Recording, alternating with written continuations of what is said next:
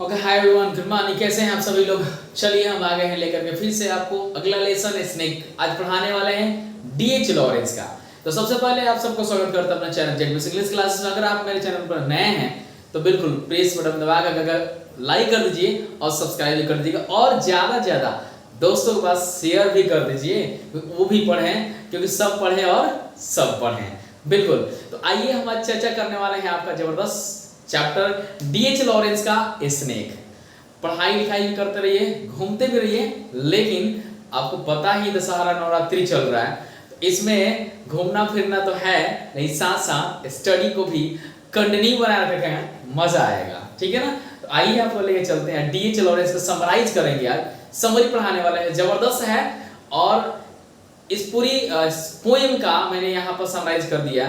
समझाते हैं कि अगर डीएच लॉरेंस ने स्नेक के बारे में, सांप के बारे में, वही सांप जो अक्सर आप और हम देखते हैं, उस स्नेक के बारे में उन्होंने अपने कविता में क्या कहा है। वो नागी डांस की बात नहीं कर रहे हैं, हम स्नेक की बात कर रहे हैं। बिल्कुल। आइए, स्नेक समरी मैंने लिखा है यहाँ पर। समरी में क्या देखेंगे हम लोग? हमने यहाँ लिख दिया डीएच लॉरेंस की थोड़ी सी लाइक मैंने ले लिया है। DH Lawrence was a great novelist. Novelist का मतलब उपन्यासकार, पोएट्स कवि और शॉर्ट स्टोरी राइटर, यानी एंड एसेइस्ट ऑफ 20वीं सेंचुरी। ये अगर बात करते हैं तो 20वीं शताब्दी के ये एक शॉर्ट स्टोरी राइटर भी हैं, साथ साथ कवि भी हैं, नोवेलिस्ट भी हैं, और शॉर्ट स्टोरी राइटर और एसेइस्ट यानी निबंधकार। ये सब कुछ इनके पास नॉलेज था। उपन्यास भी लिखते थे, कविता भी लिखते थे, कहानियां भी लिखा इन्होंने। 20वीं शताब्दी में बहुत सारे ऐसे निबंध भी लिखा इन्होंने, है ना। He was born in 1885। इनका जन्म 1885 में, और इनकी मृत्यु जो हुई 1930 में हो गई। आइए हम देखते हैं इसमें क्या कवि ने इस कविता में कहा हुआ है। मैंने यहाँ ऐड कर दिया, the poet wants to show, कवि दिखाना चाहते। देखो, मैं बिल्कुल अपनी भाषा, एकदम सिंपल भाषा दिखाने का प्रयास करता हूँ, ताकि आपको ना कभी भी लिखो तो ऐसा नहीं लगा कि किताबी चीजों को आप डाल दिए हो। अपनी भाषा होगी, बिल्कुल प्योर भाषा है। The poet wants to show negative thought of modern life. Negative thought of modern life, आधुनिक जिंदगी का एक नकारात्मक सोच को दिखाने का प्रयास करते हैं। एक प्रिमिटिव थॉट जो हमारे समाज ने हमें सिखा दिया है, उस थॉट को दिखाने का प्रयास करते हैं इस लेसन में। हिस्सा सॉरी यहाँ पे है बिकॉज, क्योंकि when he was coming down from stairs he saw a snake। जब वो आ रहे होते हैं तो देखते हैं वहां पे, जब आ रहे हैं तो क्या देखे? स्टेयर, सीढ़ियों से होकर आ रहे थे। he saw a snake near water trough। उन्होंने एक वाटर ट्रफ, बड़ा सा कंटेनर था, उसके पास में उन्होंने एक स्नेक देख लिया। क्या देखा? स्नेक। सही, उन्होंने स्नेक देखा, trough. To see the snake, snake देखने के बाद, देखकर the poet felt very happy. सांप को देखने के बाद खुशी मिलती है क्या घर में अगर आ गई तो? नहीं ना, डर जाते हैं हम, फियरनेस क्रिएट हो जाता है। बट कभी को खुशी मिलती है कि चलो कोई तो आया है घर में। क्या है? तो the poet felt very happy, आ गया। क्योंकि बिकॉज, क्योंकि the snake came like guest, क्योंकि सांप आया है किस तरह से? एक मेहमान की तरह आया हुआ है। गर्मी के दिन थी, पानी पीने के लिए सांप पहुंच गया था वाटर ट्रफ के पास। तो लेखक को यानी कि डीएच लॉरेंस को लगता है कि भाई ये मेहमान की तरह आया है, तो इसको तो मदद करना ही पड़ेगा ना, पानी पी के जाएगा तो अच्छा रहेगा, डिस्टर्ब नहीं करना चाहते हैं वो। तो इसीलिए कहा था वो गेस्ट की तरह आया था। द स्नेक वाज फर्स्ट कमर, वो भाई पहले आने वाला था वहां पे, सबसे पहला। ये भी पानी ही लेने जा रहे थे, वो पानी पीने आया ही था, तो पहले वही आया हुआ था। टू ड्रिंक वाटर, यानी पानी पीने के लिए पहले वही आया था। सो इसलिए आई वेटेड, मैंने वहां इंतजार किया। लेकिन कहते हैं मैंने वहां थोड़ा सा इंतजार कर लिया। बट लेकिन माई negative thought that I have learn from society place on my mind, लेकिन जो गलत जो सोच है, जो मैंने समाज से सीखा है, वो मेरे दिमाग पे, मन पे जोर डालने लगता है।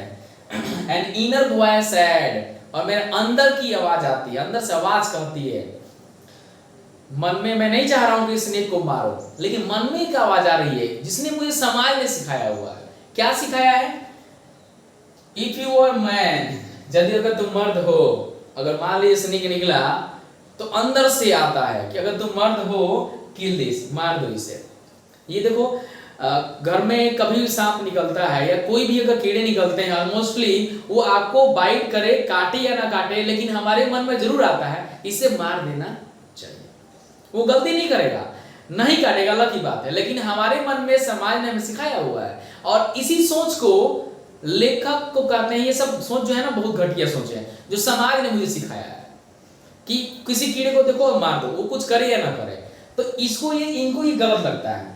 तो कहते हैं कि अगर तुम इफ यू आर मैन, तुम अगर मर्द हो, किल दिस, इसे मार दो। अंदर समझ आती है कि अगर मार दो तो मार दो। तो आई पिक्ड अप, अब क्या करते हैं भाई, जब बार बार वो आवाज आ रही है तो उठाना तो पड़ेगा डंडा ना। तो I picked up a clumsy lag, मैंने एक डंडा उठा लिया, लग उठाया मारने के लिए उसे, एंड थ्रू इट, और मैंने उसे फेंक दिया, मतलब मारा उस पे, ऑन द स्नेक, किस पे, सांप पे। आफ्टर हिट, चोट लगने के बाद, the snake writhed and disappeared into hole, सांप को चोट लगे, रिद तड़पा बेचारा और वहां गायब हो गया होल में। वहां जो होल था, जिस होल से आया हुआ था बाहर, उसमें वो गायब हो जाता है। The poet repent this incident, कभी इस घटना से बड़ी पछताते हैं कि आखिर मैंने मारा क्यों। मतलब बाद में मारने के बाद जब तड़पता है ना, स्नेक जब तड़पता है दर्द से, तो कभी को दर्द होता है इस चीज को कि आखिर मैंने क्यों मार दिया। वो मुझे क्या कर रहा था, वो पानी पीने आया था, पी के चला जाता, लेकिन आखिर मैंने क्यों मार दिया उसे, है ना, ऐसा सोचते हैं ये। एंड रिमेंबर्ड द, और याद क्या करते हैं, अल्बास्ट्रोस, अल्बास्ट्रोस इसकी चर्चा करेंगे, अभी बताएंगे हम। अल्बास्ट्रोस क्या है, in the rhyme of ancient mariner, एक बुक है जो ग्रेजुएशन में, यानी हमने जो स्टडी किया इसको ग्रेजुएशन में, बीए में हमने इंग्लिश ऑनर्स था, तो हम लोगों को इस बुक मिला था पढ़ने के लिए, the rhyme of ancient mariner. इस बुक में एक पक्षी की चर्चा की गई है, अल्बास्ट्रोस की। ये पक्षी अल्बास्ट्रोस एक बुक है जो मैं आपको दिखाता हूं, मेरे पास ये बुक है, आपको दिखा रहा हूं। ये हम लोगों ने ये ग्रेजुएशन पढ़ा है। ये बुक है the rhyme of ancient mariner, ये एसटी कोलरिज का लिखा हुआ बुक है, दिख रहा है आप सब लोगों। इस बुक में इस अल्बास्ट्रोस पक्षी के बारे में बात की गई है, ये इस बुक में चर्चा की गई है, जो 11-12 में नहीं है, आपको हायर क्लास में मिलता है पढ़ने के लिए। तो वही यहाँ बुक में लिखा हुआ है, the rhyme of ancient mariner, देखिए आपको वही बुक था यहाँ पे जो मैं दिखाया आपको, उसमें चर्चा की गई अल्बास्ट्रोस पक्षी के बारे में। ये अल्बास्ट्रोस पक्षी क्या थी सुनिए आप। इस बुक में दिखाया गया कि अल्बास्ट्रोस एक पक्षी थी। मैरिनर का मतलब होता है मलाह, यानी जो लोग नाव जाते हैं, मलाह जो मछली मारने या उसमें कार्य करते हैं, उन लोगों को कहा जाता है। ये लोग भी जा रहे थे, तो अचानक एक पक्षी आती है जो अल्बास्ट्रोस नाम देते हैं यहाँ पर लेखक, उन लोगों ने मार दिया, और मारने के बाद लगता है कि शायद वो लौट के आ जाएगी, लेकिन लौट कर वो चिड़िया आती नहीं है, और अचानक समुद्र में तूफान उठता है जब ये लोग जा रहे होते हैं। तो अल्बास्ट्रोस पक्षी को याद करते हैं वहां पे। यही यहाँ वो अल्बास्ट्रोस पक्षी है जो एंशिएंट मैरिनर में दिखाया गया है। उसमें बहुत सारे लोग जाते हैं, समुद्र को पार कर रहे होते हैं, जब तक एक पक्षी अल्बास्ट्रोस आती है और सब पर घूमने लगती है, तो उसमें से कोई ऐसा व्यक्ति होता है गुस्से में उसको चिड़िया को मार देता है, और लगता है कि शायद मारने के बाद एक तूफान सा आता है चारों तरफ से, तो उन लोगों को लगता है कि शायद हम लोगों ने गलती की, उसको मार करके नहीं मारना चाहिए था उस चिड़िया को। तो उम्मीद करते हैं सब लोग कि वो आ जाएगी चिड़िया, तो शायद ये सारी चीजें जो तूफान आने वाला है टल जाएगा, लेकिन वो चिड़िया नहीं आती है। सेम यहाँ वही कहानी दिखा रहा कि जब सांप को मारे हैं यहाँ पे डीएच लॉरेंस, तो इनको भी लगता है कि शायद वो सांप कहीं आ जाए, लौट के आ जाए, लेकिन ऐसा कुछ भी नहीं होता है, वो सांप नहीं आता है, गायब हो जाता है। The poet hate himself to mean work, और इस मीन वर्क के यानी नीच यानी कि गलत एकदम तुच्छ काम करने पर खुद से नफरत करते हैं कि आखिर मैंने ऐसा क्यों कर दिया, आखिर मैंने उस सांप को क्यों मारा, आखिर उसने क्या किया था। ये सभी समाज की गलतियां हैं जो समाज ने मुझे सिखा दिया है कि अगर कुछ भी देखो तो उसे मार दो, है ना। इस तरह से इनको ये अच्छा नहीं लगता है, इस एक्सप्रेशन को यहाँ वर्णन करते हैं इस स्नेक लेसन में। और ओवरऑल मैंने आपको यहाँ पर समराइज कर दिया। उम्मीद करते हैं कि आपको मैंने सब पढ़ाते हुए आऊँ, और जितने कविताएं हैं मैंने आपको पढ़ा दिया। एक और लेसन लास्ट बच गया इसके बाद से, जो मैं कल की वीडियो में डाल दूंगा, और उसके बाद से मैं प्रोज की तरफ चलूंगा, उसमें ऑब्जेक्टिव और सब्जेक्टिव सब कुछ मिलने वाला है। तो वीडियो को पूरा देखते रहें, और जबरदस्त होने वाला है सेशन, और ये सारी चीजें आपके 2023 एग्जाम के लिए काफी इंपॉर्टेंट है। तो पढ़ते रहिए, आगे बढ़ते रहिए, और फिर से मिलते हैं अगले वीडियो में। तो आज के लिए इतनी ही, बाय बाय।